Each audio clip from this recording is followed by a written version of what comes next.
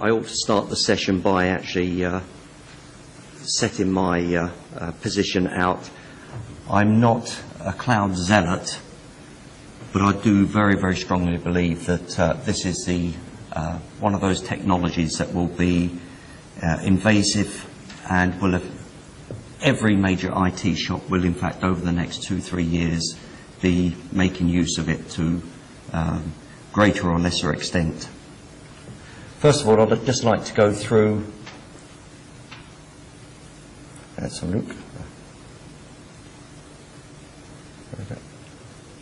All right. I'll just very briefly set the scene, because quite a few of you hopefully know of Endsleigh through having been at university or higher education. We did have 118 branches, but the marketplace has moved on, and over the last 5 years it's totally moved, as you're well aware, onto the internet.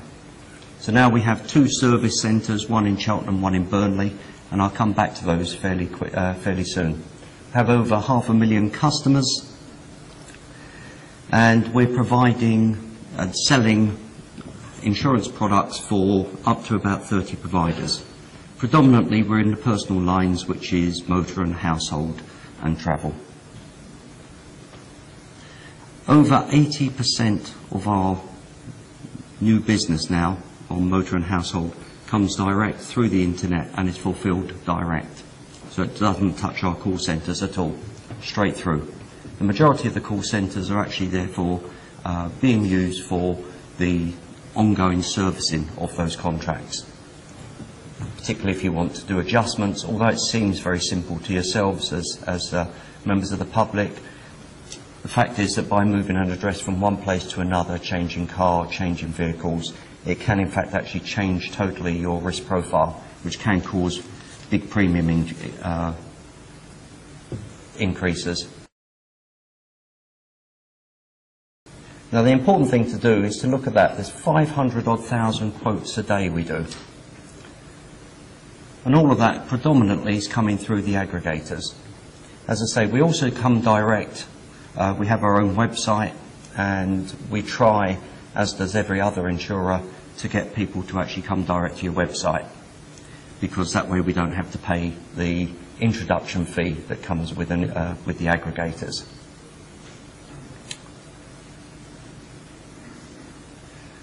Because it's so important to us, and I was saying about Cheltenham and Burnley, we used to have, and this is a typical financial services environment, you'd have a live site, and then you'd have your DR site.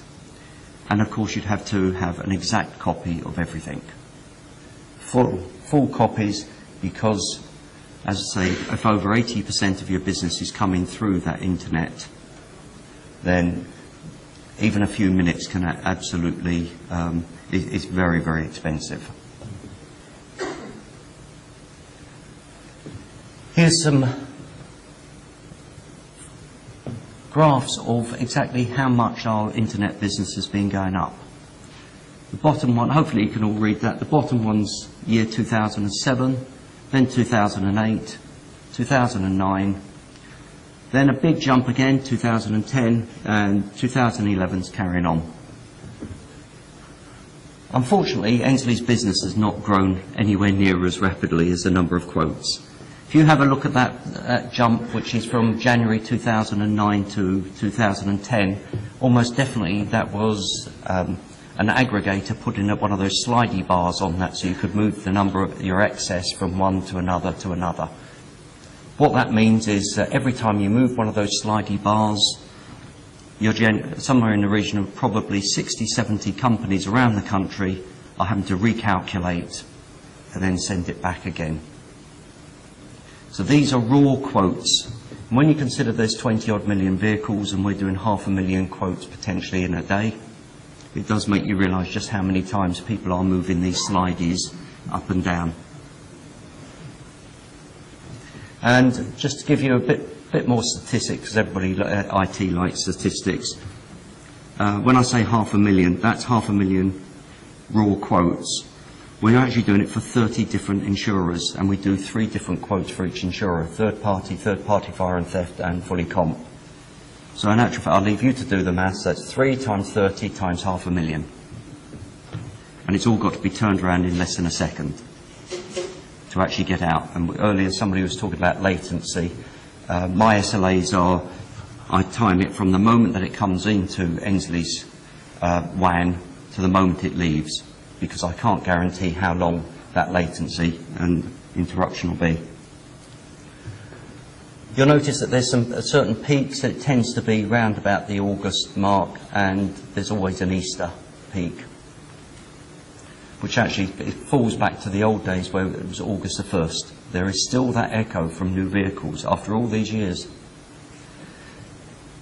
Another one that's very important is the predictability of it. I'm always surprised in listening to the Google chap. It's unbelievable that how ant-like we are as a human race. That pattern is Monday to Friday, and I've got no doubt for most of your industries you can actually produce the same kind of patterns. And there's a different pattern for the Saturday and Sunday. We also have certain spikes.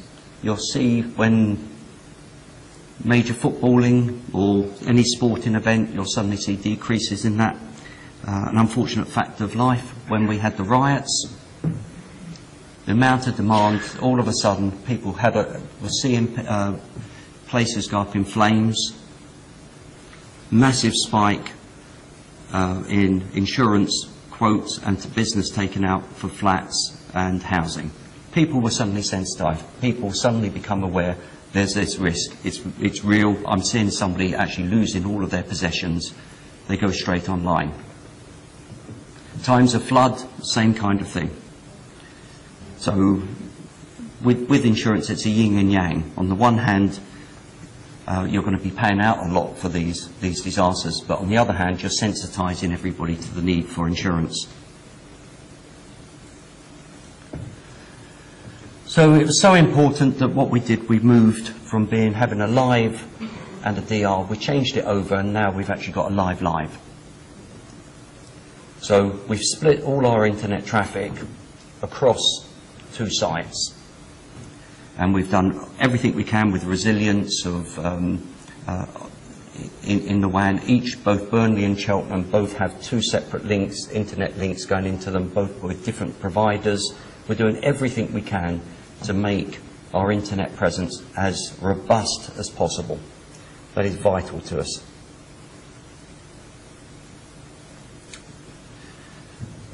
So, our business requirement.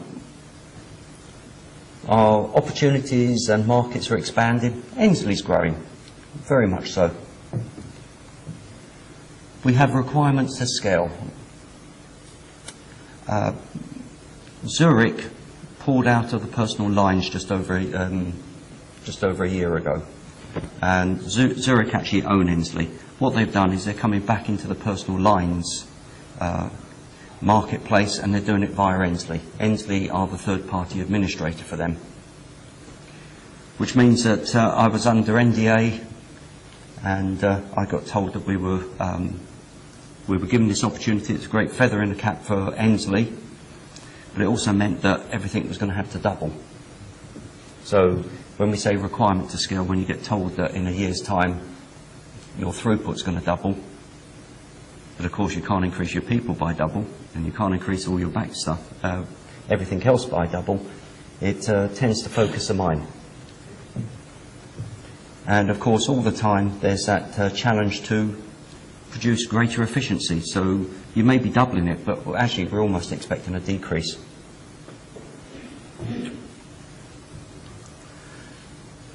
Going back to that chart I had, I'm in a situation I've had to buy 200% of my hardware.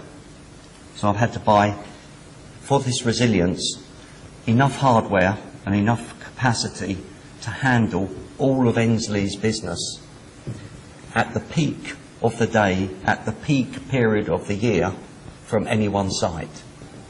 And I don't think I can be too dissimilar to lots of other people. And then I've also shown you the fact that the internet business is constantly going. People are tweaking these, the aggregator sites and making it easier. Mobile phone, the tablets. We're all working on making it even easier for you as consumers to go onto the internet. And that'll mean that those figures will jump up again and again.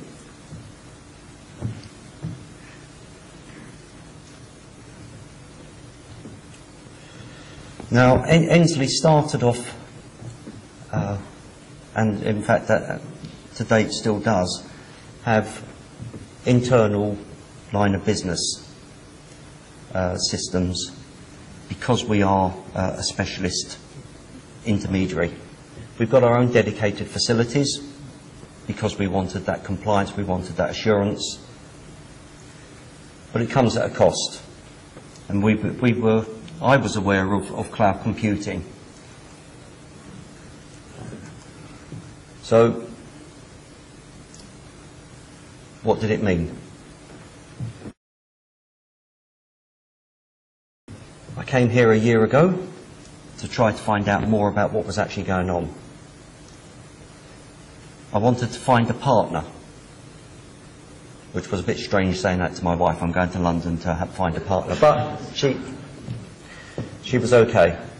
I met the IM group out there, and I had a very good chat with Jeremy, and we quickly established that there seemed to be the basis on going forwards. And we agreed that in actual fact there should be some kind of phased approach, and most of all, it made sense to go for a proof of concept. We also discussed the skills. In-house we've got lots of Microsoft development skills, so Microsoft seemed to be the natural partner to us. Plus, of course, the amount of investment that they were ploughing into it, so that Azure seemed quite easy decision. And then Microsoft were also very, very supportive and actually set up some workshops, so we could actually work through whether it would work, how it would work, and the design that IM group had put forward, whether that would work. So what we're looking for, this is whereby we have live, but then as capacity and demand on me increases, so my plan is the fact that we move on to the Azure, and that will take it, soak it up. As I want to turn the wick, so I'm expecting it to cater for it. And then later move on to just having one site and having it all in Azure. Because of that capacity, I'd always kept, and because I'm in insurance, of course we've got so much more compliance, and the risk aversion is so high that inevitably we will keep capacity in-house. As you have electricity, you don't have your own electricity, but you do have, most people have standby generators. That's the analogy I would be using here. We knew our cost for tin, talking earlier about making sure that you establish exactly what it is you're doing. Make sure you've got your base. We know how much it costs us for tin. We were therefore able to, following the proof of concept, we were therefore able to model what it should produce. What were the costs? We could show the time of day, we could show the time of year. So therefore we could very quickly and relatively easily, well, according to Microsoft it was easy, but I can assure you the spreadsheet was immense. But a minimum of 40%. The other one is that the migration is that as and when this works, and I do say when it works, then the idea is that I can start moving some of the existing capital as new projects come. What I'll do is I'll shift existing stuff onto the cloud and move that existing tin to be used for other applications. And so I'll be looking to move from CapEx to OpEx.